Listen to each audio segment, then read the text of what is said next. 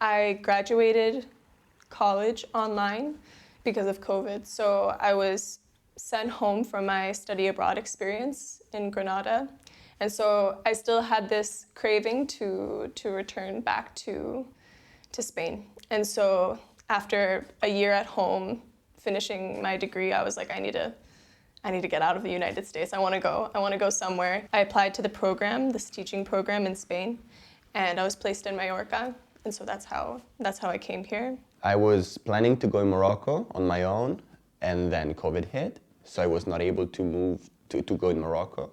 So I came here with a friend, but fortunately I enjoyed it with him, and it was a 10-day vacation with him. The third day, I decided then I was going back to home in Italy just to prepare again my bags to come back here and move here. When I moved here, I moved with a girl named Lucy. We met when I was here on vacation with Thomas, with my friend.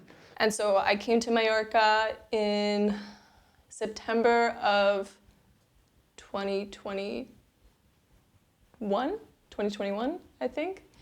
And a week after I moved here, I met Rick pretty much immediately. Rick was in the picture when I moved to Mallorca.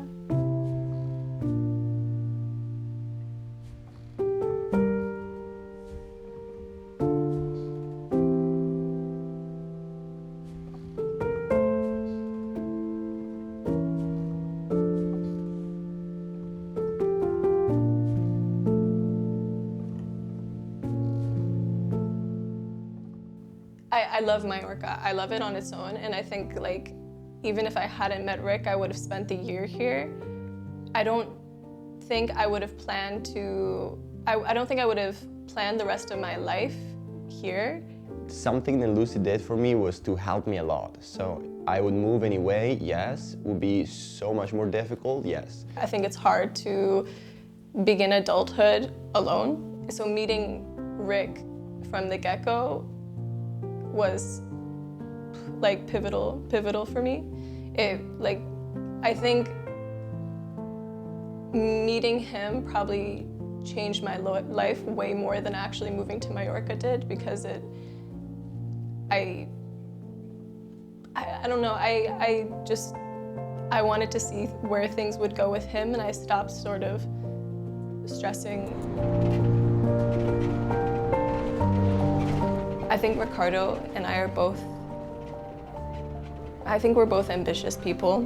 Ricardo has a lot of plans, and he's gonna accomplish everything that he wants to. I know he will. That's the kind of person he is. And I want to support Rick and you know, doing everything that he has planned for the future. And I think some of those plans, I think include both of us. First thing first, my next step will be to buy an apartment here or a house, something where I can live without paying a rent. Then I can express as my own place. And I would like to have my own business. I also would like to have kids. And of course, I would like to get married one day with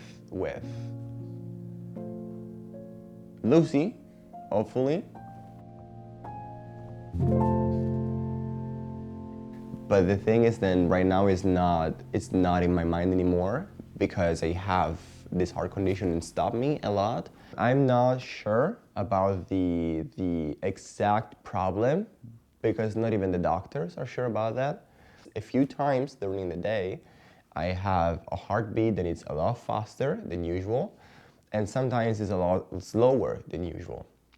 It's a little difficult for my heart because it's working more than usual. It's getting tired faster than usual, and it's getting older than me because it's working a lot more. What they told me, what the doctors told me, was then with 4,000 extra beats a day will be already something to take care about. With 6,000 more per day, I had to take a therapy. With 8,000 more per day, I had to take a surgery.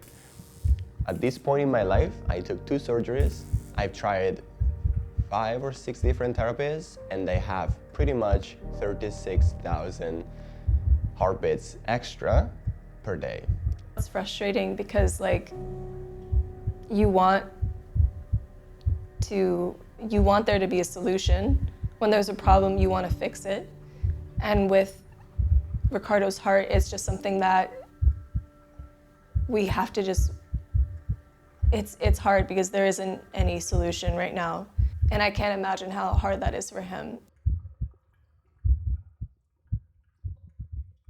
It's an emotional thing, yeah. Like I think talking to Rick, it's not something that we speak about a lot. I think it's something that he doesn't want to dominate his life, and so I try to support him mentally in doing that. But sometimes I'm not so strong. Sometimes like I'm the one crying and melting down, and like he's supporting me about this. Like I'll get very upset, and then he'll be the one comforting me, which is pretty. I don't like that. I don't like that dynamic that happens sometimes, but it's hard. It's really hard. But in terms of like our relationship and our future, it doesn't change anything. I've been in therapy for 2 years.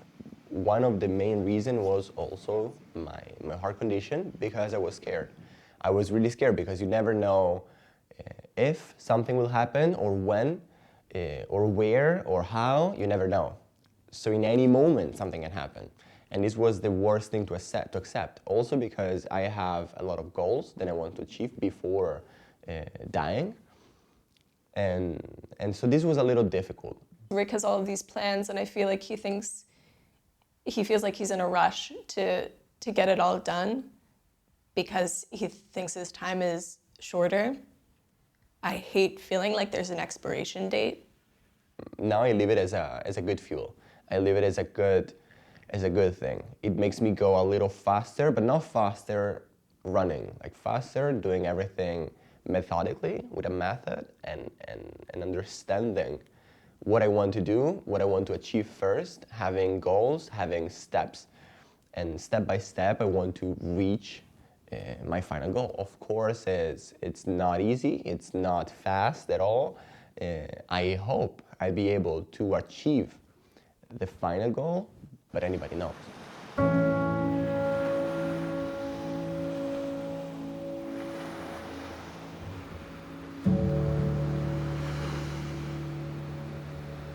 We're constantly grateful for each other every single day. Like, I mean, it's crazy, but we really don't fight. Like, when he comes home, we're just always together. We snuggle, we play with Eudes, we watch movies together. We're just constantly happy to see each other and show up for each other.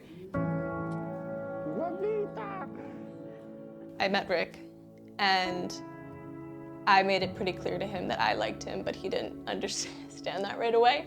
But then he did, and pretty much like a day later he had to leave. And we had just started really dating, and I was like, oh, like, I want to see you again.